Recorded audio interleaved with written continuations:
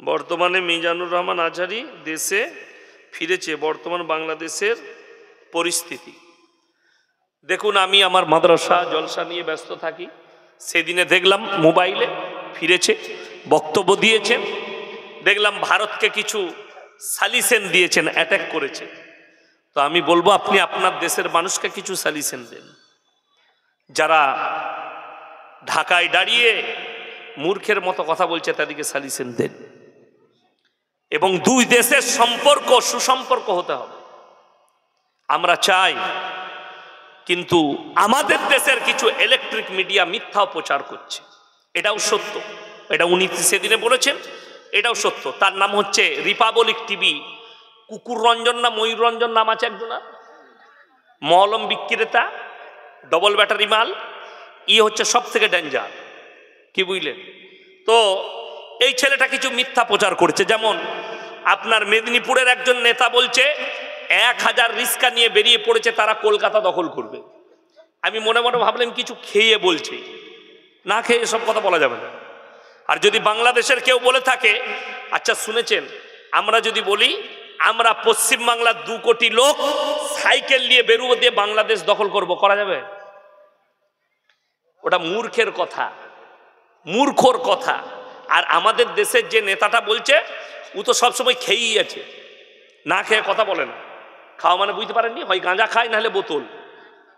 তবে বড় কষ্ট লাগে, বাংলাদেশের কেউ রিস্কা নিয়ে বেরোয়নি, তারাও জানে না যে তাদের কজন রিস্কা নিয়ে যাচ্ছে আর আসবে কোন দিকে, বর্ডার পার করতে হবে।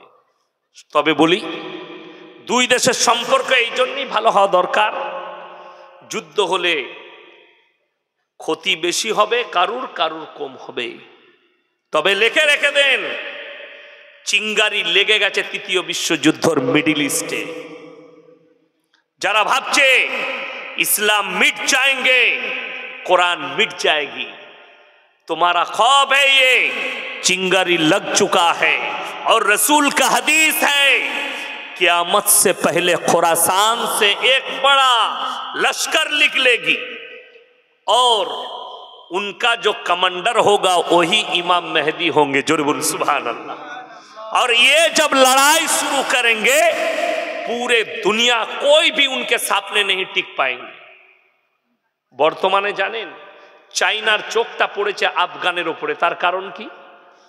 পৃথিবীর সবথেকে আগামী দামি এথলিন যেটা ব্যবহার হবে, তেল থাকবে না, তেল বিলুপ্ত হয়ে যাবে, পেট্রোল ডিজেল কেরোসিন বিলুপ্ত হয়ে যাবে। আগামীতে যেটা চলবে গাড়িগুলো ব্যাটারিতে, এথলিনে। সেই এথলিন ব্যাটারির যে ভেতরের মালটা পুরো আফগানের তলায় বিছানো আছে। আর রসুল বলেছেন সব থেকে সম্পদশালী হবে তারা, তাদের সামনে পৃথিবীর কোনো শক্তি দাঁড়াবে না। তারা গিয়ে আল আকসায় ঝান্ডাটা গাড়বে এবং গোটা পৃথিবীতে ইসলামের ডাঙ্কা বেজে যাবে। জোরে বলুন সুবহানাল্লাহ। মুসলমান মরবে না তা নয়, 20 কোটি মুসলমানের প্রাণহানি হবে পৃথিবী জুড়ে, 20 কোটি। কিন্তু বলে দিই, আমাদের দেশের কিছু মুতখোর আর গোবরখোর বলছে ইসরাইল জিন্দাবাদ। আবে ইসরাইল বালে জাদা গায় খাতা। ইহুদি লোক পৃথিবীতে সব থেকে বেশি মাংস খায় গরুর, ইহুদিরা। জানেন কারা? ইহুদিরা। আমাদের দেশের সনাতনী ভাইরা খায় না, বাকি পৃথিবীর সবাই গরুর মাংস খায়। খ্রিস্টানরা খায়, ইহুদিরা খায়, নাসারারা খায়, এরা সবাই খায়। বড় কষ্ট লাগে। বোম্বেতে একজন गुजराती আমাকে বলছে, ভাই आप लोग गाय का गोश्त खाते हैं, जान मार के खाते हैं।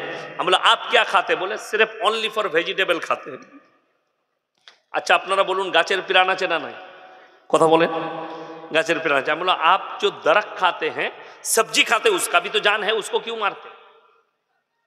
उसको छोड़ दीजिए, सिर्फ पानी पी के रहिए, শুধু পানি পান করে থাকো, পানি খাও। আরে আল্লাহ যেগুলো হালাল করেছে আল্লাহ বলছে উপভোগ করো। কোরআনে আছে ইন্না জাআলনা মা আলাল আরদি যিনাতাল লাহা লিনাবলুয়াহুম আইয়ুহুম আহসানু আমালা। এই পৃথিবীটাকে আমি আমার বান্দাদের জন্য সুসজ্জিত করেছি। আমি খালি বান্দার কাছ থেকে একটা জিনিস চাই, সেটা হচ্ছে ভালো আমল। সকলে জোরে বলুন সুবহানাল্লাহ।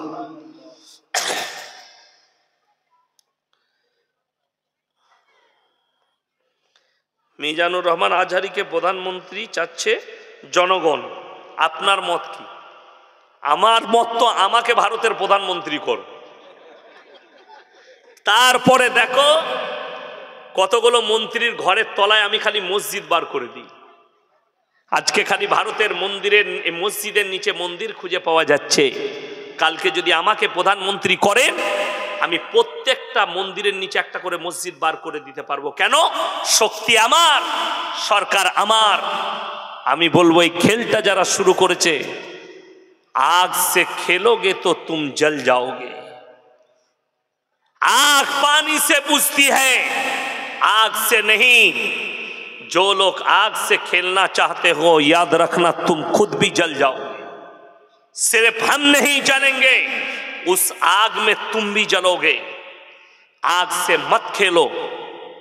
আমি দেখলাম আমাকে একজন কমেন্টে লিখেছে, इस मौलवी को काट दो।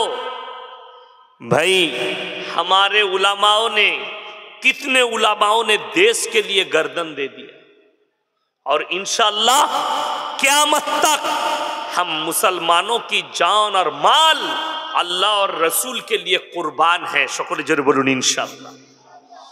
तुम हमको मौत के ख्वाब मत दिखाओ।